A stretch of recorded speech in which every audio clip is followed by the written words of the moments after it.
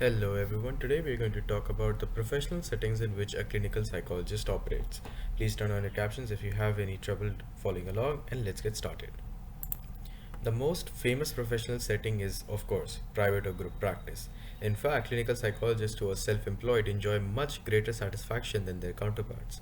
They discharge psychotherapy and may deal with a variety of patients who have psychiatric or non psychiatric disorders. They develop their personalized rules and policies such that they do not contradict professional norms. In 1995, Cummings predicted that clinicians will be employed in multidisciplinary health settings and hence individual practice would fall. However, the data does not support his predictions. Clinical psychologists can teach at school as well. In fact, most of them are teachers at the university or the school.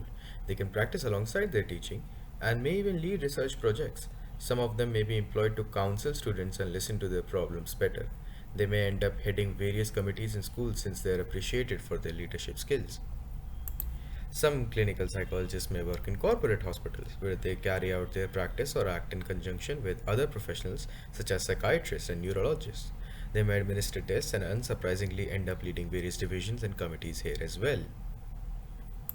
Apart from working in the hospital, they may also teach at medical colleges and supervise clinical trainings of doctors, postgraduates in other fields of psychology, budding clinical psychologists, etc.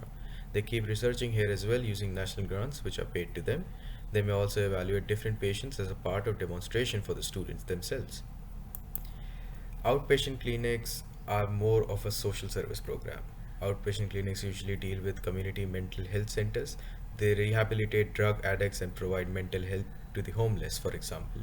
There is surely an aspect of research here as well, but more attention is given to clinical intervention rather than the research. Businesses love clinical psychologists.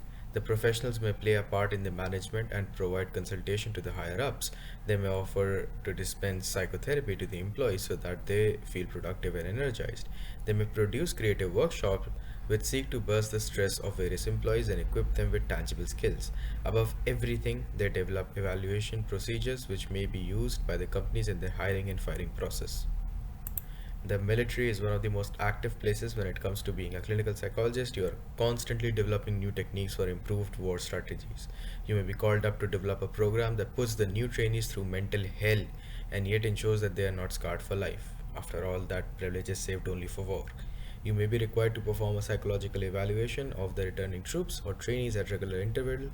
People who are unsurprisingly marked by the horrors of war are usually sent to a rehabilitation program for post traumatic stress disorder. That's all for this one, guys. I hope you enjoyed the video. Don't forget to like, subscribe, and comment. See you next Monday.